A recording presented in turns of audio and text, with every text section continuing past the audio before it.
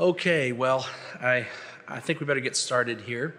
This little practical session is going to be bring your seatbelt, buckle up, and here we go. So we have decided we would try to get at the idea of accompanying in worship. I love what John had to say briefly about the fittingness of tune and text. Singability is key. How do you lead a congregation in that when you have lots of choices and styles? You're trying to put together music in such a way that facilitates worship, that is not entertainment of us, that doesn't woo us or, excite our bellies and not our minds. And so there's some ways to do that. So we're going to look at 4 things today, and I am so thankful for Mr. Warner and Miss Davis. We, the 3 of us, make up the Redeemer Hymnal Committee. We've met, I think, a good 30 plus times, probably over 100 hours worth of work in front of one another, not to mention these 2 have done lots of work. And so we've had occasion to really kind of fellowship in what it means to play, and we've grown over the years in growing from piano to organ accompaniment, and we're trying to grow from that to make our worship even more reflective on earth as it is in heaven, which means if you read Psalm 150, it's not decently quiet and in order, right? It's loud. There's no way to just, in the sweet by and by, play a crashing cymbal. It just doesn't fit. Sounding cymbals, flutes, and so forth. And so we've tried to do that. We don't want to embody the caricatures of bad worship, and we don't want to give you whiplash either. So we're going to talk about some of those things. The first of those things that we'll talk about today, 4 principles in this short period of time. The first of those is playing in 2 and playing in 1. Playing in 2 and playing in 1. And let me explain what this means. If you see on the screen, if you know anything about meter, we take the meter 4/4 oftentimes when we play, and we will not play it as if it is written in ta, ta, ta, ta. We will group it as if it's really in 2/2, if that means something to you. If it doesn't mean something to you, what you'll see on the screen here is we're instead of going 4 equal beats, we will play it in 2 groups of 2. And this is the way we'll demonstrate that. So here we have the very beloved Wunderbar, Wondrous King, All Glorious. Let's play that in 4/4, maybe just 2 victorious. So we'll take it in 4/4 as it is written in the 61 Trinity. We'll do it something like, Wondrous King, all glory and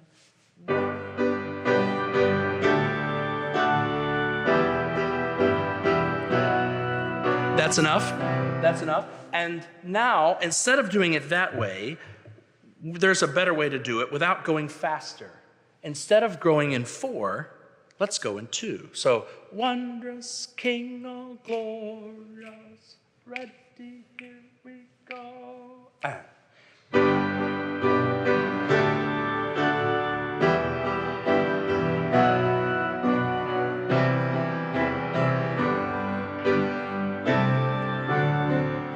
That's it. Now, if we go back to the other way, let's take it 2 clicks down slower. Ready, go.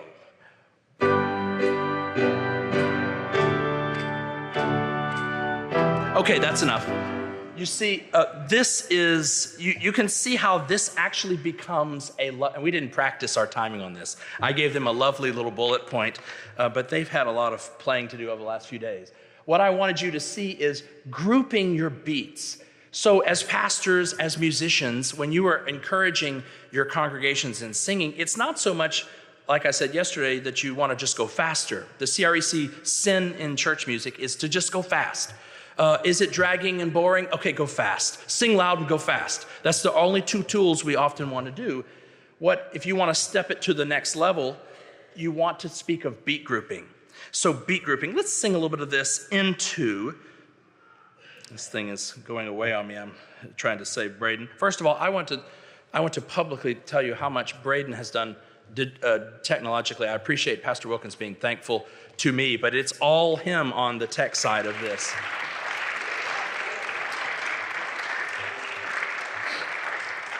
I always thought it would be hard to let go of all the tech stuff, and I just never thought I would be able to do it and be happy and cheerful. And I'm telling you, at this point, I'm like Braden. He can pick out my ties in the morning. At this point, I don't care. I just take his, and he can take, like a MacGyver, he can take a stick of gum, a paper clip, and a pair of jumper cables, and we could probably make a worship service out in the parking lot. He's that talented. So I've been there, done that, and he's overtaken me by leaps and bounds, and he looks better and smiles more than me. So anyway, so it's talk about moving from glory to glory.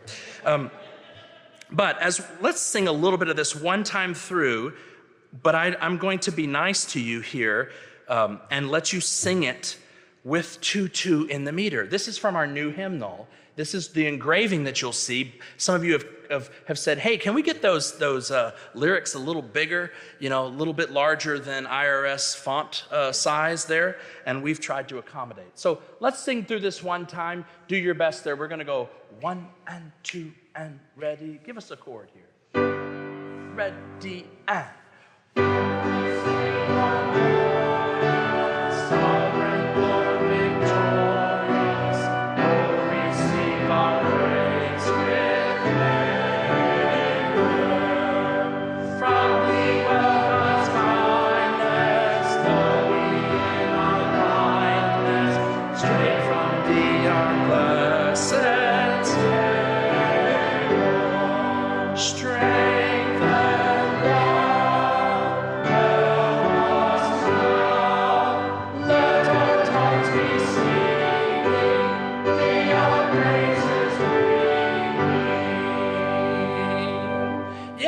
Now, that wasn't speedy by any means. Now, you say, I would like to see you do it faster.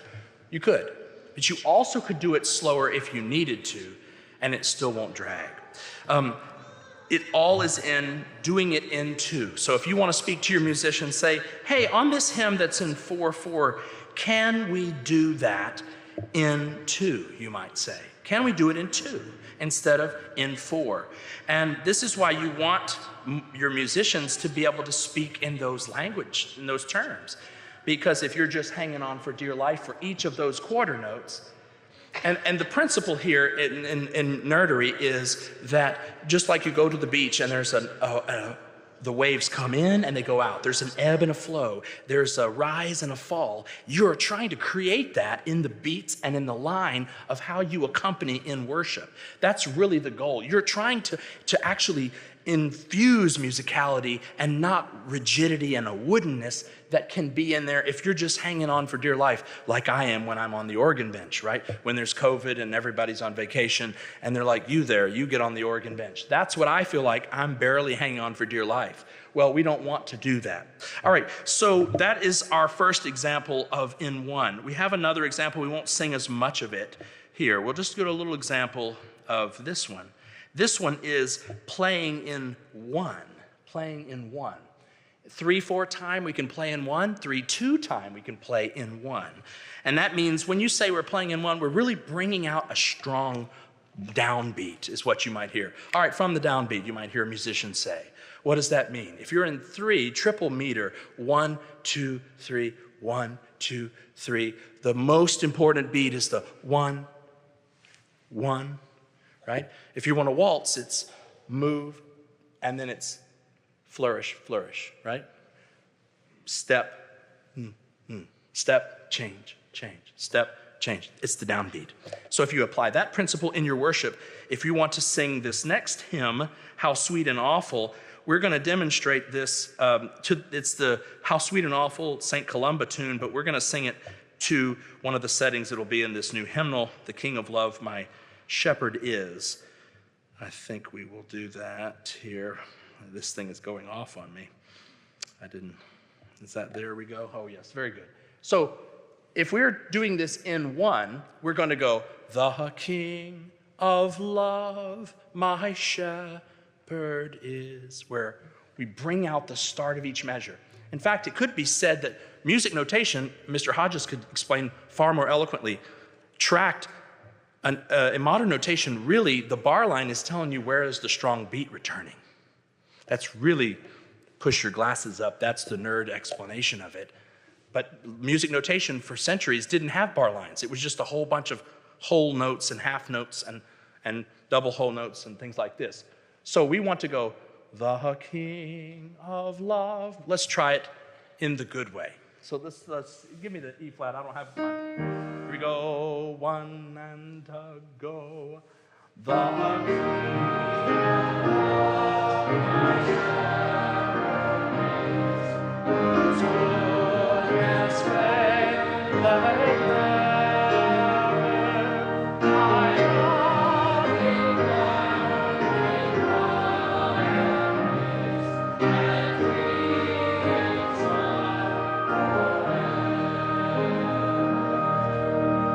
Now, did you see what we did? You say, there's some notes in there we're not used to. Yes, there are. And you might have the complaint, Jarrod, that was a little fast. Why might you say that? Because you couldn't get all the passing harmonies. You say, I don't think we sang it fast, but you have some walking passing tones in there that need to sing. They need to ring. So just going fast, the King of Love, my shepherd is good, is no better than the King of Love, my shepherd. Either way, it's not going to do for our purposes.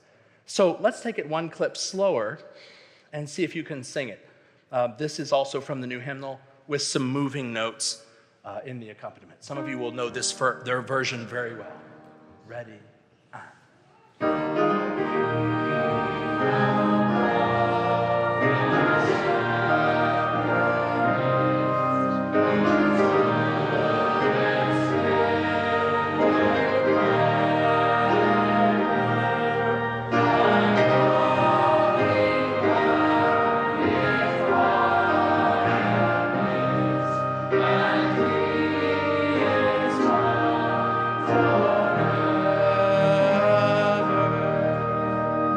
If you want to sing the harmonies there and your congregation to sing along, that might be a fine tempo. There's some wiggle room there. We don't have to belabor that too long. So the first of our points here is having to do with playing in two and playing in one. So some examples of that. The next of those is the old CREC sin of playing too slow or playing too fast. Depends on what church you're in that week. And what I want you to hear is the first example of that is the Haydn creation tune that we know and love. So we're going to do, are you guys going to play, whatever, A or? So we're going to go, exalt the Lord, his praise proclaim. We're going to take it at a good clip. Ready, here we go. Exalt.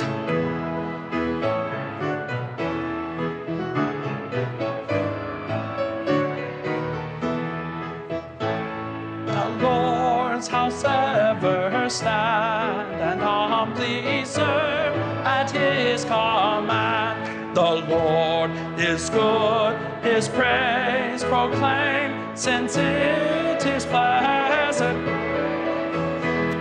His people for his holy place and his peculiar treasure.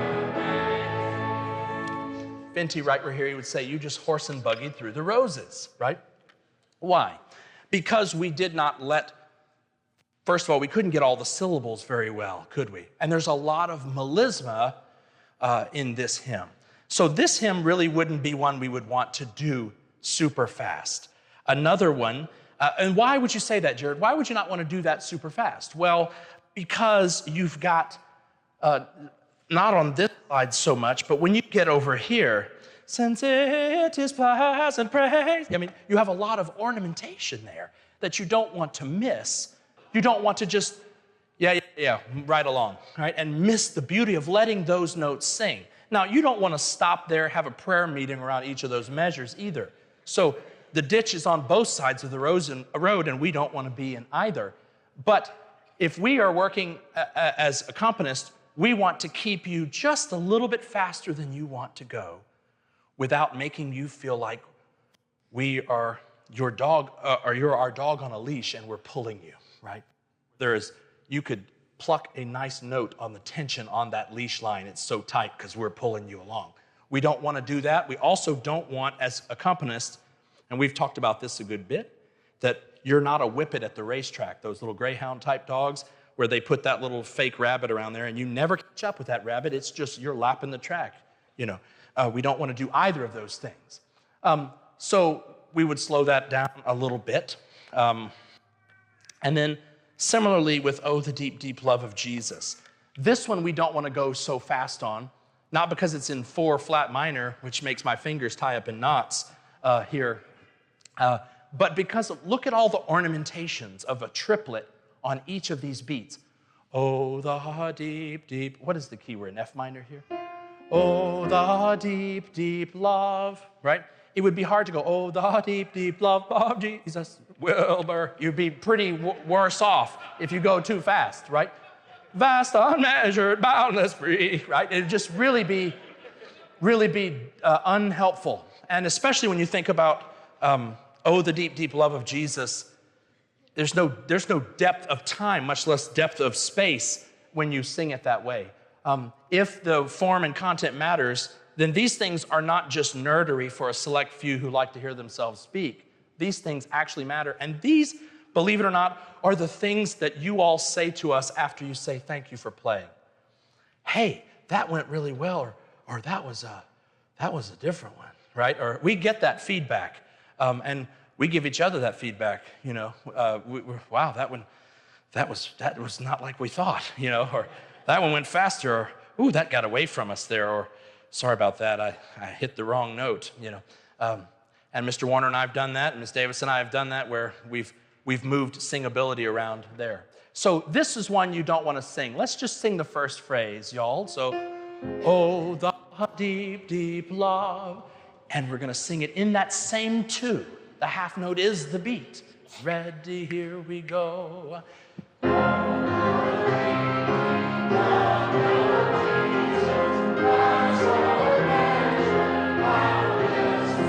Perfect. You have that. That's great. Yes, that's great. Sorry, they don't know when I'm going to stop, and they can't hear me or see me. But you did not spit out the text too fast. You probably didn't feel like you rushed the text. You probably thought we could put you a clip quicker, right? You probably thought that. And that's fine. The same thing we sang this morning, Break Forth, O Beauteous Light. For the same reason there, I want you to see this has a lot of passing tones. This is why James Jordan years ago, he's not very well known for saying things that are controversial, but the one particular time, this was probably one of the least controversial things he said, which is like, don't sing Bach in worship. And when I first heard that, I wanted to be like, somebody needs to tackle him, right? How could you not sing Bach in worship? I mean, that's like saying this as an answer in Sunday school. How would that never not be the answer to the question? Well, it's because of passing tones. Because Bach took a hold of pre-existing melodies. Arguably the greatest composer ever to live didn't start and write from scratch. He actually took pre-existing hymn tunes called chorales, and he glorified them, but he glorified them for them to be orchestrated. And what you're seeing is the orchestrated accompaniment reduced down from I think it's the Christmas oratorio. This is the wonderful break forth text. But look at all of this. Would you play this? We're not going to sing. Would you all play this together? Break forth, not too fast.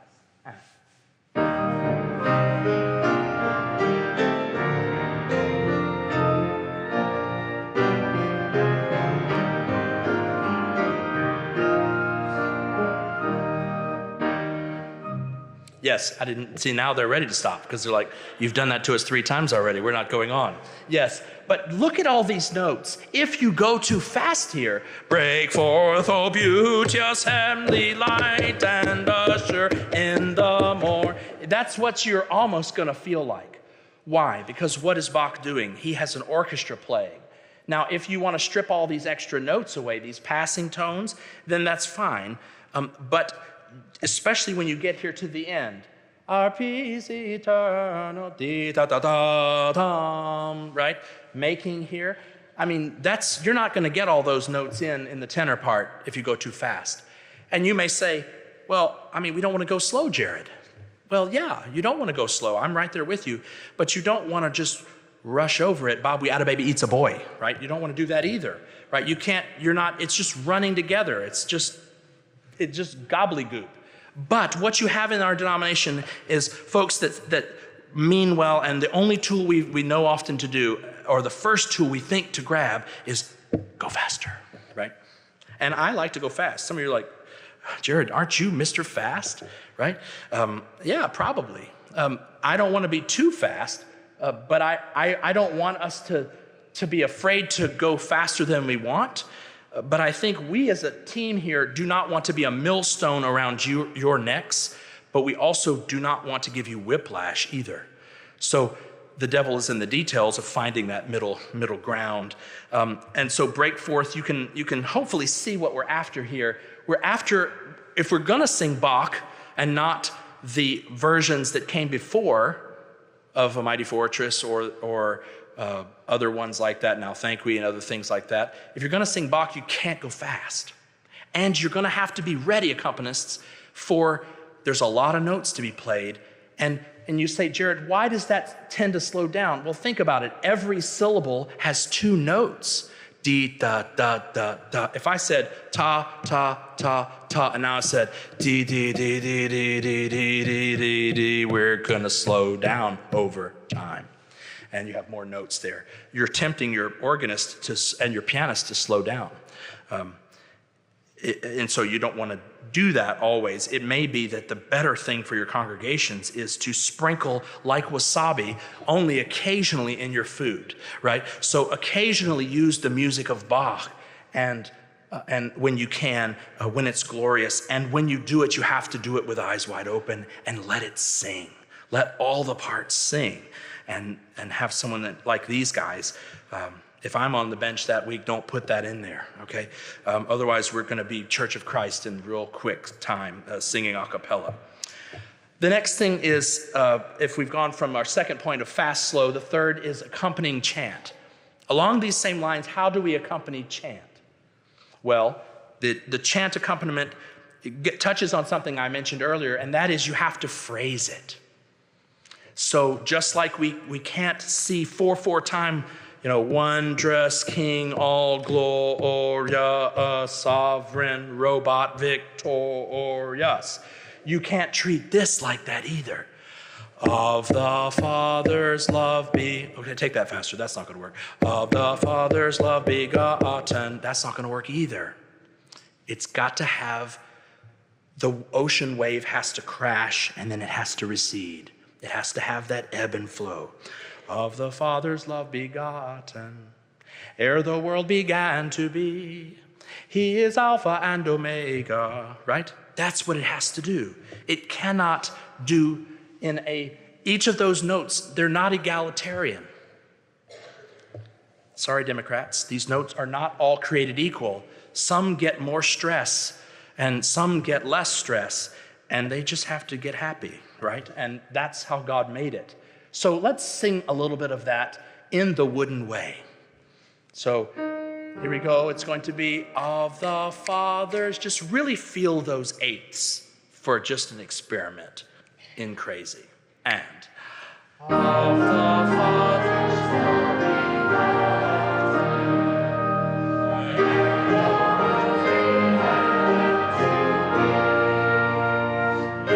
okay, that's enough. All right, you say, what's wrong with that? Okay, I didn't think it was bright until you turned the lights on. So here we go. Just go with my singing if you can. Of the Father's love begotten, ere the worlds began to be, he is Alpha and Omega, he the source, the ending, he. Now we'll stop there. Now notice what I'm doing. I'm actually speeding up and then slowing down a little bit, right? Of the Father's love begotten, right? Ere the worlds, I'm phrasing it. So if you want to accompany chant and you want to have chant, this is great for O Come, Emmanuel. This is great for Angels We Have Heard on High. We like to joke that the Protestant church doesn't like chant until it's Christmas and Advent. And then they'll chant for 40 straight days and on the weekends and holidays and all throughout May even. But we would do well to give them that chant in its still robust musicality. You don't have to give up your musicality. Now, here's the thing. If you don't have people that can group beats and phrase lines and work towards leading in that way, then you're just going to be thankful for what you have, of course, and work towards something more. But this is how you want to speak to your musicians. Can you say, hey, let's try our best to phrase of the Father's love begotten, right? Let's phrase the other one, which we're not going to spend time on here. The other one of this would be creator of the stars of night. You can see how this is written, right? It's not written in 4/4 time. It's not written in a meter. It's irregular. But so is our speech. The problem is we've sung so much metered music that anytime we break from that, we have trouble with it. And then that also means if we're only singing metrical music, then all of our speech starts to sound like it has a little cadence. If we read a little Shakespeare, we have a tendency to do this, and it doesn't feel real realistic to our ears, but what else can we do, right? And that just kind of gets imprinted on us. And so we need this kind of stuff, and we want our people to be able to experience that. It's glorious. So that's the third element of our discussion. So going in review, playing in 2, if you're encouraging your musicians. If it has a 4 in it, let's play it in 2. If it's in a triple meter, let's play it in 1. The second thing is, let's be able to not play too fast and not play too slow. And don't treat that as the remedy for all congregational singing ills that may beset our congregations. And then our final point, and just to have a little fun here today, is the plodding along. In some parts of life, plodding along is fine, but not in singing, right? In singing, you don't want to plod along. So the Trinity hymnal, and this is what the non-controversial James Brian Jordan said when he was here. He said that the Trinity hymnal back in 07 or 08 is a liberal hymnal, right? And I now know more of what he meant. But part of the thing I think he was thinking of may have been the way it's said and some other things. But a lot of it is the way, as he grew up as a Missouri Synod Lutheran, he didn't get songs like this.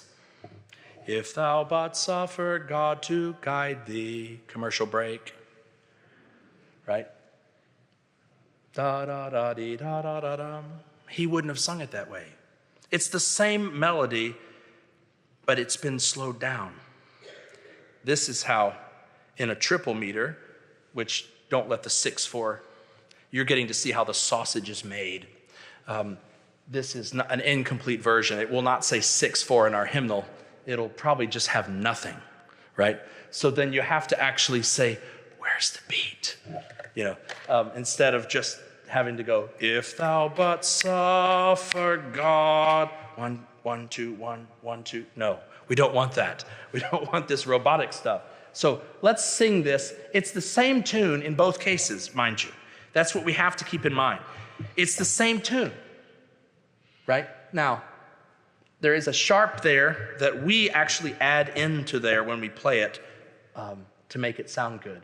But this is a wonderful, what can these anxious cares avail thee? I love that second verse. It's such a good hymn. And the triple meter is singable for our congregations. So you don't want to just click, click, click, click. You are going to tempt your pianist or your organist or your other musicians that are novices and are nervous to bog down because it's a lot to juggle. Why not give them a...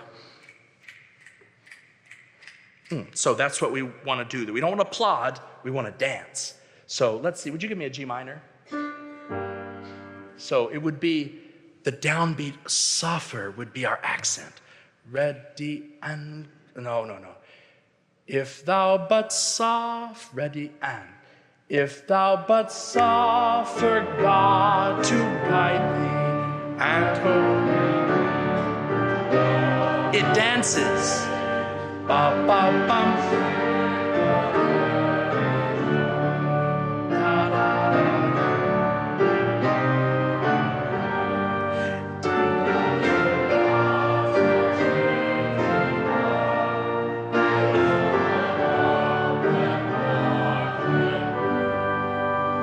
Now that flows along, and it's going to be easier to keep 300 people with you or 50 people with you there, because you are bum, da, da, dee, da, da. You're grouping the beats. You're not dee da da dee da da. Another example of that we know very well is Now Thank We All Our God. So a lot of this plod, you have plod choices or dance choices. This is Bach's Cantata 79 and Cantata 192. It's an incomplete 192 cantata. And once again, this is Mendelssohn and Bach both did arrangements of this where they orchestrated these notes from the melody. If you just had the melody, no accompaniment, Mr. Warner, would you just play the soprano? Very good. You guys, what you sing, if you just sing the melody, that's easy, right? But it's these passing notes that can slow it down. It doesn't have to. I always want to caveat that. A good musician, there have been plenty of musicians that can play this well. These musicians can play this well.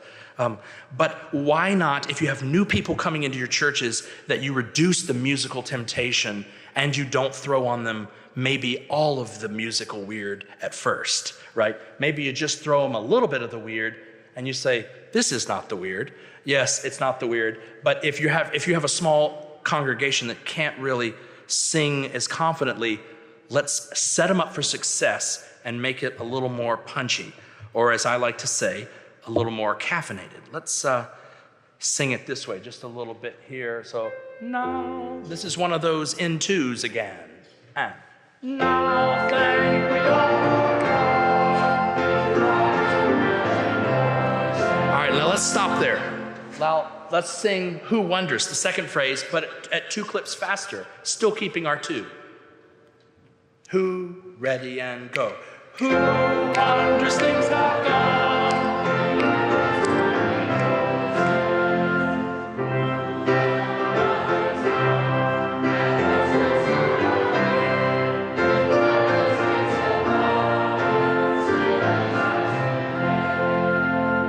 Yes. Now, what can you do there? You're not using all of your CPU on the speed and getting out the text. So you can sing louder. You can put more gusto in your voice because you're not, now thank we all our God with hearts and voices, right? You are not hanging on. You are not being pulled. We can go faster. We can go slower. The same thing, we don't have to sing it, applies to Comfort You My People. It's much more comforting to be danced and than to be marched at, right? If you march at me, you're about to take me over, right? But if you dance, we might be friends, right? So why not sing this in the dance meter that it was written in? Comfort, comfort me, my people, ya-da-dee-da. Not too fast. As the heart about to falter, so my soul in agony. Right?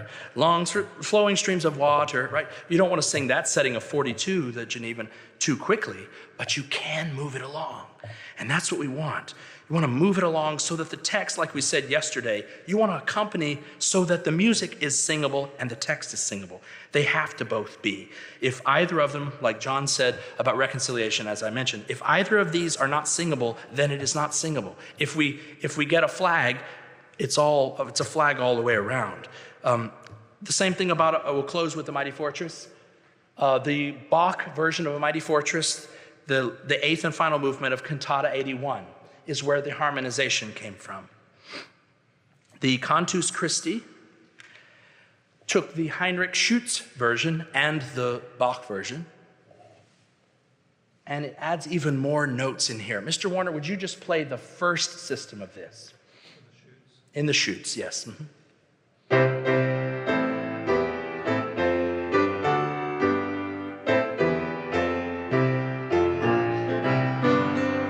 Yes, stop. That's exactly right. So it all's great. And so many a pastor is like, let's do that version. And many a pianist is like, yes, let's do that version, right? Or organist. Look at all of those notes there. Compared to the Lutherans have different text, of course, and that's a discussion for another day. But the text is different, yes, but the rhythm is simplified in the accompaniment. In both systems there, you see how that weapon, where it would be bulwark never failing. Do you see how that's much easier on the accompanist? But with both of you play that from the beginning. Ta-da, ready, go.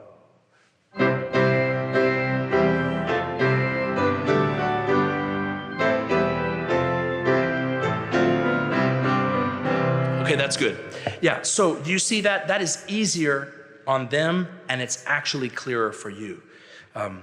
And that's a song you don't want to go slow on. So don't, right?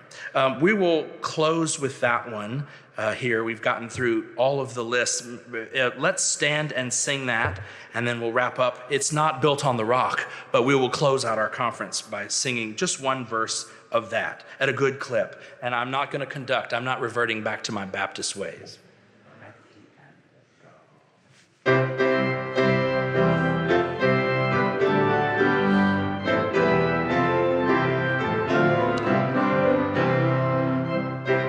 Here we go.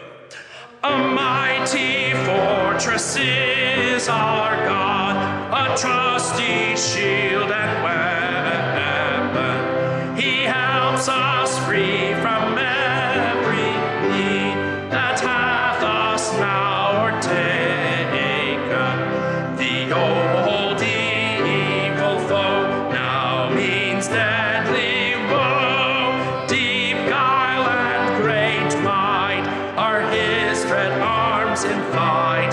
On earth is not his equal. Amen. That's very rhythmic. That's very doable for your congregations. So giving the lack of plodding. And that's the thing I think that we need to have more of while we go about fostering music literacy and singability and encouraging our people. We bring the floor up. We encourage our pianists. We give them simpler accompaniment, our organists simpler accompaniment, our violinists and others, and so that we can actually make room for us to sing with gusto, to sing loud, and to not feel like you're being drug along. So thank you so much for your attention in this. Let's pray, and then you are done with all of this Christendom Lectures. Let's pray. Father in heaven, thank you so much for the ability to sing and to make music. Thank you for the ability to consider these things, the freedom to do so. We ask that you would give us patience, clarity of mind,